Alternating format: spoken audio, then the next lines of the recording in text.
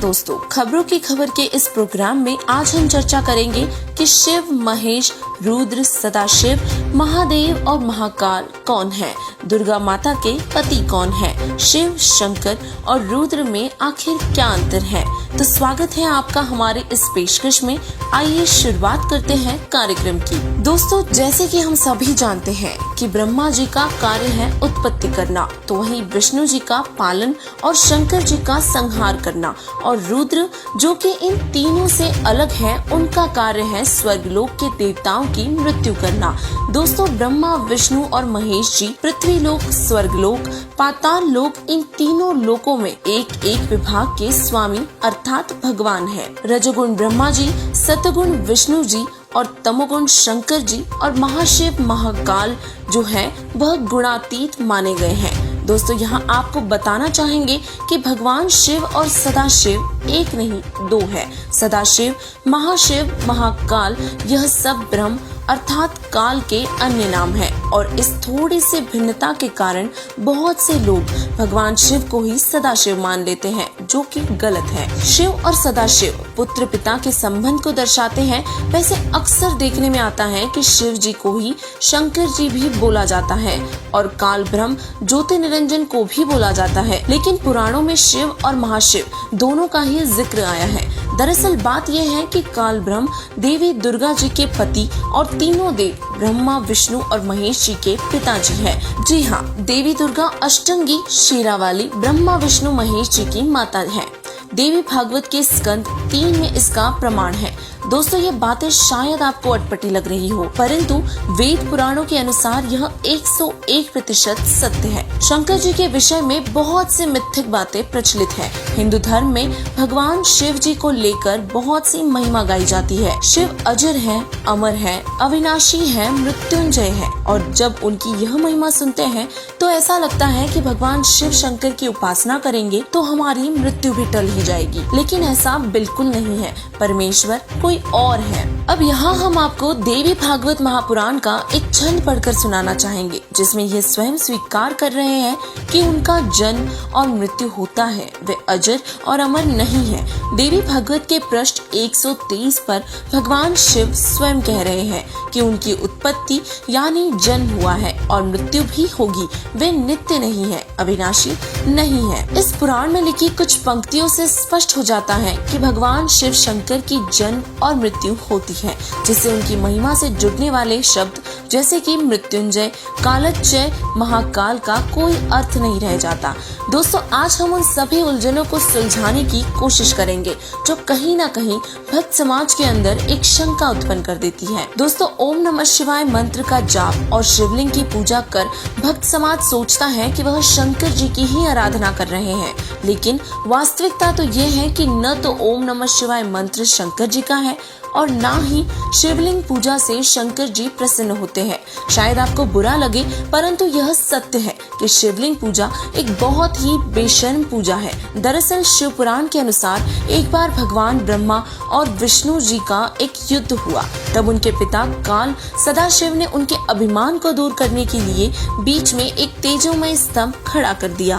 फिर बाद में उस स्तंभ को अपने लिंग आकार स्वरूप दिखाया और कहा कि हे पुत्रों, तुम नित्य ही इसकी आराधना करना। जिसके बाद यह शिवलिंग की पूजा प्रारंभ हो गई। कहते हैं, धरे शिवलिंगा बहुविध रंगा, गाल बजावे गहले, जे लिंग पूजे शिव साहिब मिले, तो पूजे क्यों ना खेले।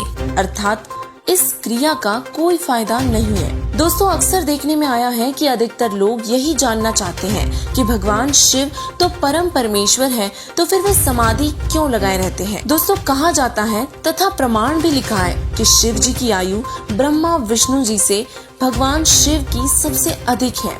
इसके पीछे एक कारण है।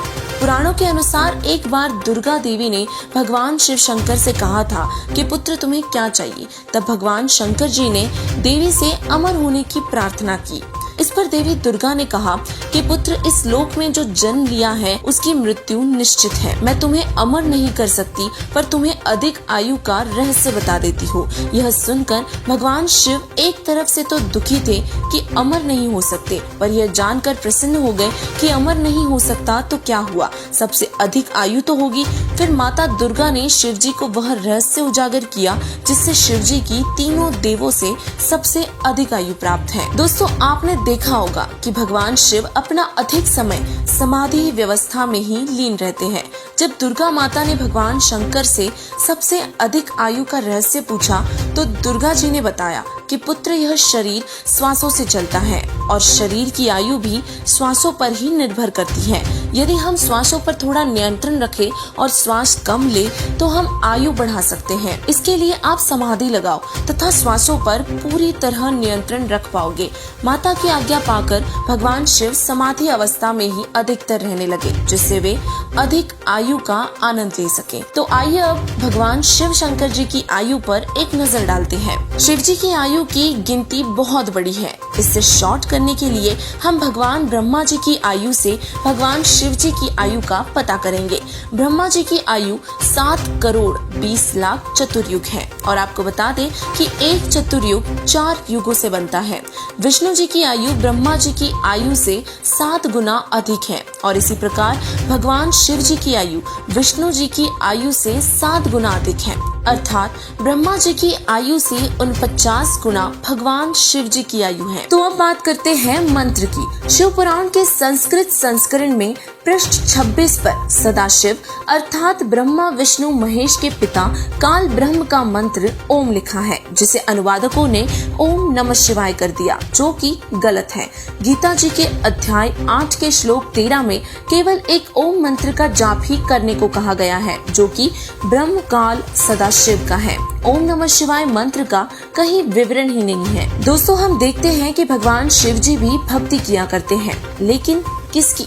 कुछ लोगों का मानना है कि भगवान शिव विष्णु जी की भक्ति साधना में लीन रहते हैं, तो कोई कहता है कि विष्णु जी के अवतार श्री रामचंद्र जी के नाम का जाप करते हैं। कुछ लोग तो यह भी कहते हैं कि शिव शंभु अपनी ही भक्ति करते हैं। लेकिन अब हम आपको बताएंगे कि वास्तव में भगवान शिव किसकी भक्ति करते हैं। परमेश्वर कबीर साहिब जी ने इसी विषय में बताया है कि हम बैरागी ब्रह्मपद सन्यासी महादेव सोहम नाम दिया शंकर को, वो करे हमारी सेव। सृष्टि रचना के प्रारंभ में कबीर साहिब जी एक ऋषि रूप में ब्रह्मा जी, विष्णु जी और शिव जी से मिले थे।